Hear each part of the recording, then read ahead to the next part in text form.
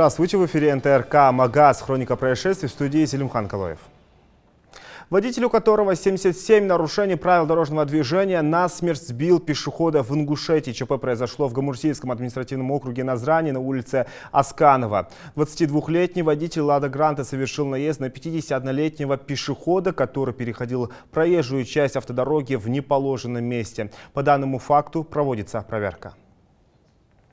23-летнего жителя Малгобека приговорили к 1 году и 10 месяцам лишения свободы в исправительной колонии за незаконный оборот сильнодействующих веществ. Обвиняемый приобрел и хранил пригабалин, трамал и тропикамид общей массой 143 грамма с целью распространения и извлечения материальной выгоды. Фигурант был задержан с поличным в конце августа прошлого года правоохранительными органами, а сильнодействующие вещества изъяты из оборота. Мужчина признан виновным по части 3 статьи 234 УК России. Незаконное хранение в целях сбыта сильнодействующих веществ, не являющихся наркотическими средствами или психотропными веществами в крупном размере.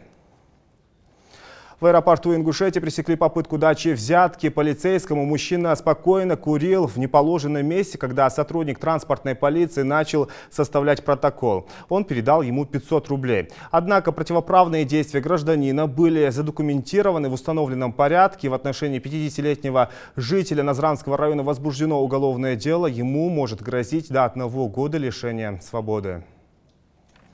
За хищение овец житель Ингушетии получил условный срок. 41-летний житель Малгобекского района в августе текущего года в сельском поселении Сагапше, обнаружив стадо овец из 15 голов, загнал их в свой сарай, причинив владельцу ущерб на сумму более 176 тысяч рублей. Часть скота он продал и зарезал, а 9 голов были обнаружены и изъяты правоохранительными органами. Малгобекский городской суд с учетом наличия на иждивении 7 детей и полного возмещения причиненного ущерба назначил фигуранту наказание в виде 2 лет лишения свободы условно с испытательным сроком на 1 год. У меня на этом все. Оставайтесь на НТРК «Магаз».